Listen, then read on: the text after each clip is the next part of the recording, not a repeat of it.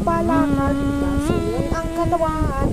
Gusto makakain ng mga masustansyang pagkain. Mag-ehersisyo ng sapat. Pagpapapahinga ng mahabang oras para mas malakas ang resistensya mo. Iksantong plus herbal capsule.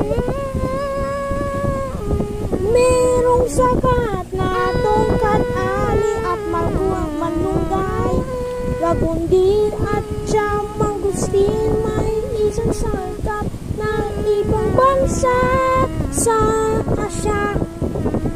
Santong plus sining para may bago.